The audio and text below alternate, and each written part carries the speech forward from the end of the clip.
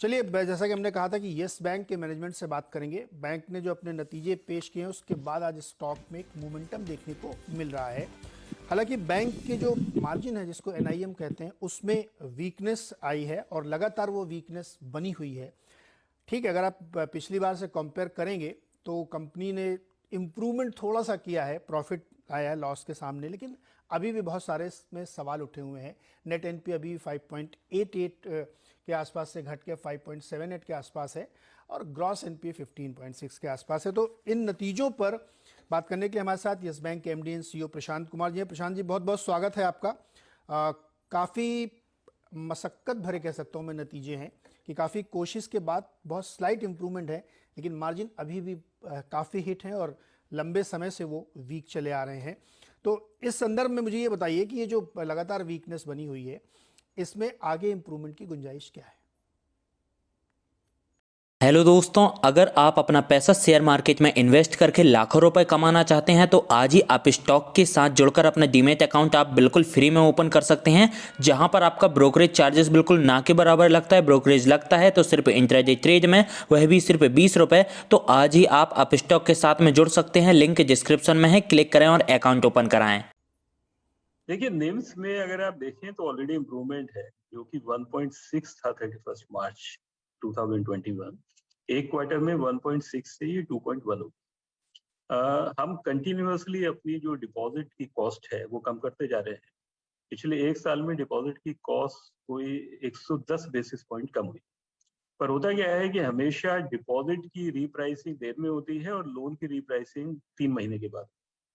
तो इस वजह से निम्स पर प्रेशर है और थोड़ा हमारे पास इस वक्त सरप्लस लिक्विडिटी है, जिसको हमें आरबीआई में रिवर्स रेपो में रखना पड़ रहा है। तो जिस तरह आगे लोन ग्रोथ बेटर होगी और साथ के साथ हमारी जो रीप्राइसिंग डिपॉजिट बुक है वो भी होगा, तो हम बिल्कुल कॉन्फिडेंट है कि इस साल के आखिर तक हमारे निम्स जो है वो 2.8 के आसपास आ जाएंगे। हाँ, एक्चुअली प्रॉब्लम ये, डिपॉजिट ग्रोथ आपकी करीब 39-40% के आस पा रही है, जबकि लोन ग्रोथ जो है आपकी फ्लैट है, या आप कह सकते हैं स्लाइटली वाई 0.5% डाउन है और क्वार्टर ऑन क्वार्टर बहुत मामूली सी उसमें ग्रोथ देखने को मिली। तो ये जो मिसमैच है ना, पैसा बहुत आ रहा है लेकिन हम लोन दे नहीं पा रहे हैं, डिसबर्सल नहीं, इसलिए आपको बैंक, रिजर्व बैंक में रेपो में रखना पड़ रहा है। ये एक दिक्कत लगातार बहुत सारी बैंकों में, लेकिन छोटे बैंकों के साथ ही खास प्रॉब्लम है।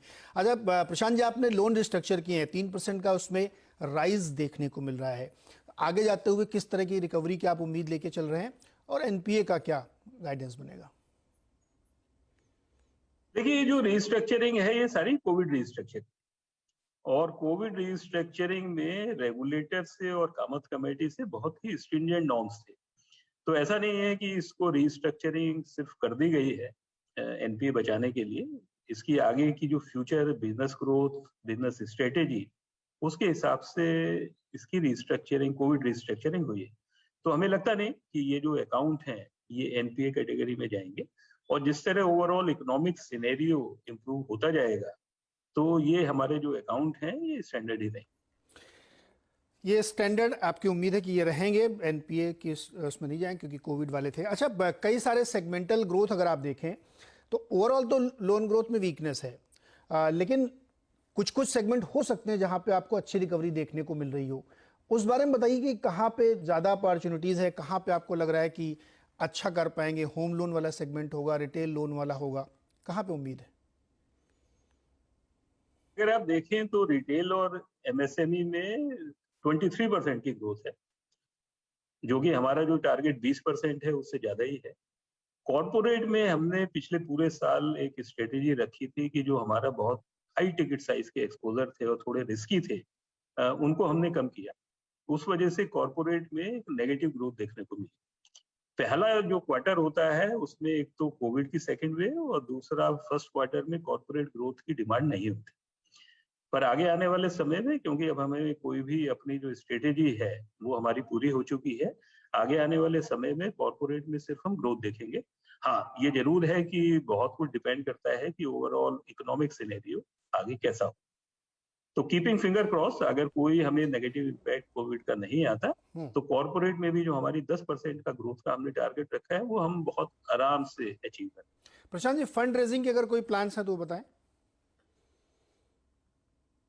आज की डेट में तो कोई जरूरत नहीं है, क्योंकि हमारा सीईटी जो है वो 11.6 है और ओवरऑल कैपिटल भी हमको 18% के आसपास है।